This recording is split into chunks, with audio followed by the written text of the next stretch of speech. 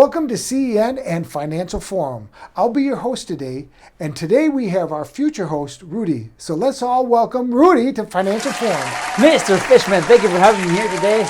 Great. How's your day going? It's going great. So what we're going to speak about is financial literacy, and Rudy is the expert on this and a fellow believer. So I'm going to let Rudy start it off by one question. Why do people need to have a financial future? Well, number one thing, Mr. Fishman, is that people need to plan, right? Okay. Scripture says that we need to be wise and smart enough to plan our futures. And there's a scripture that says in the book of Proverbs, and it says that a wise man leaves a heritage for the generations to come. So that means that the wise man is smart enough to make those decisions so he can think for the future of his generations ahead. And we can see that through the whole scripture and how the Jewish nation, how the Jewish people planned that.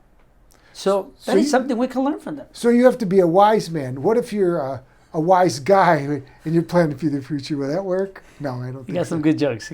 So as long as God gives you the wisdom, you ask God for the wisdom, right? Scripture says that in the book of James, whoever like wisdom, you got to ask God for it. If you ask God for it, He'll give you the wisdom. So we talked before, and you said the first thing is to do what? First thing, if you want to be financially free or worry-free, is you have to get out of debt.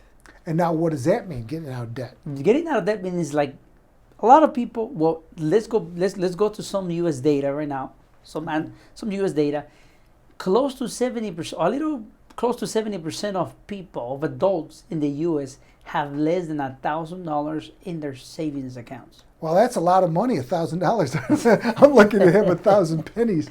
There you go. We're starting somewhere. So think about this. That's a lot of people. 70% of adults in the U.S. have less than $1,000 in their bank account. How is that possible? You live in the greatest nation in the world, but yet 70% of people are somehow living above the poverty line. Okay, so I have to ask you a question, Rudy. So people, and you said 70% only have $1,000, and I'm assuming that's probably how many people have credit cards. What's the first thing, if they're in debt, should they do with their credit cards? Well, the first thing you got to understand is the principles of finances, right? Okay. There's a gentleman out there named Robert Kiyosaki, which he actually says, savers are losers. So how is it possible that people that save money are losers? When you understand this is because when you borrow money from the bank or you have money in the bank rewards the debtor, not the saver. If you have a savings account, they give you what? 0.25%. But somehow if you get a credit card from the bank, they charge you 24% of APR.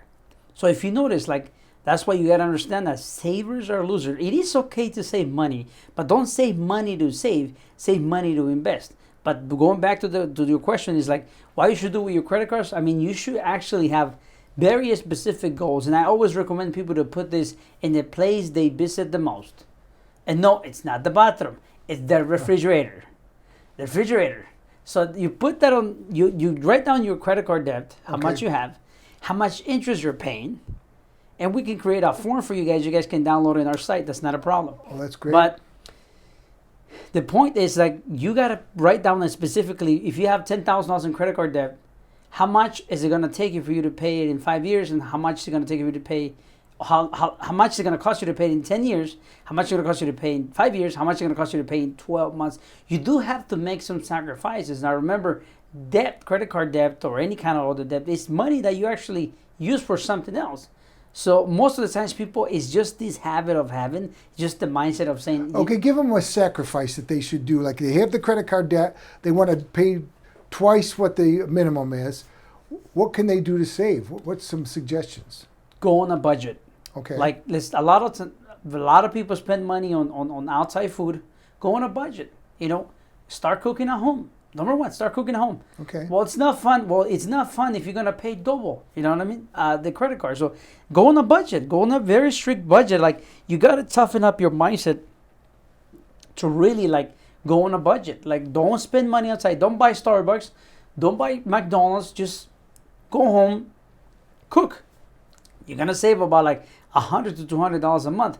In a 12-month period, you're looking at $1,200 to $2,400 that can go towards that credit card. So, Rudy, I like the idea that one of the first things you can do to get your budget in line is to cut back on eating out and have a budget for food. So, after food, what would be the next level of savings? Well, the next level, well, number one is, well, the important thing is if you are married and have a partner, you have to talk with them about the budget, because a lot of times, that's a good idea. A lot of people want to get out of debt. If you're a single guy, I think it's a lot easier. But if you're married, I mean, you're with somebody, and the other person's a big spender, you're not a big spender, or it's vice versa. Or both of you guys like to spend a lot of money. I met a gentleman, which we're actually going to bring to our show. He was around $120,000 in credit card debt, who paid off in actually a matter of 24 months, or 12 months. We're going to bring him on board. He's going to be one of our guests. He's going to break down the steps and everything. That'll be a future show, by the way. Future show, of course. Yes, so we're going to bring him up. And it's interesting to see that how your partner plays such a big and important role in your finances. So I think that would actually be your first step, right? Would meet with your partner and say, look, our budget's out of control. We need to start paying our credit card. Okay, I like that. That's number one. Yeah. And then talk about the food. Talk about the food. But if you're single, just talk to yourself out. Stop buying food outside. But if you're married, like, you do have to talk to your partner, set up some realistic goals. Of course, don't go, we're going to start spending $1,000 a month. Be honest about it. Maybe it's going to be $200 to $500 a month that you can cut. But you have to speak with your partner. You have to. If you don't, there's no way you're going to hit those goals. Okay, now, I kind of want to end this pretty quickly because I want them to get a taste of you. So when you bring it in, of course, and do it each week. So here's one of my very, very important things as a Christian. Where does tithe fit into all this? Where does tithe fit into Tithing. Okay. Well, number one thing is you have to understand that tithing is the core principle of your finances. I'm glad you said that. I agree. It has to be, because remember, if God cannot trust you with a 10%, how's he going to trust you with 100%? That's right. And that's the thing too, is when the scripture says that he gave 1 talent to 1 and 2 and 5 and so on and so forth. Right. And he gave it to the one with the most because he did the most with what he had. Correct. And obviously there's a lot of people could get really deep into this, because remember the scenario where Jesus was at the temple with his disciples, and then there's this lady at the front with the shekel, with the old coin and the shekel, and there's a Pharisee there with hundreds and thousands of whatever currency was that day. And then that guy's throwing everything there. And then there's a lady right there that's just putting a dirty coin, a shekel. And then Jesus asked him, who gave the most? Her, because she gave it from what she had. So a lot of times, it's a very important detail. You understand that, like, most of the times people, when you don't feel like giving, you have to give, because that's when God really truly opens the door. Realistically speaking, that's exactly what it is. When you are in the last scenario of, like, you know what, these are my last $300, $500 or $100, you are generous and God opens doors for you. We all live through that. So I'd like to wrap this up. So correct me if I'm wrong. So first thing we do in finance is make sure we tithe, give our 10% to the Lord, local church. Yes, local church. And then number 2, local ministry. Yeah. And then realize that we have we're overspending what we bring in, and we meet with our partner, and that we agree that we need to save money. And the very first thing we should do is save it on our eating out budget. And I think that's a good place to start. Now, what we're going to do is we're going to move forward. Each week, Rudy's going to come to here to Financial Forum to explain more in detail, more exciting for people that with numbers, those people that don't like numbers. Rudy has a very successful business. You need to listen to every word he says. So until next time, I want to thank you, Rudy, for coming to Financial Forum. And remember, we're a Christian Entertainment Network and Financial Forum. Until next time.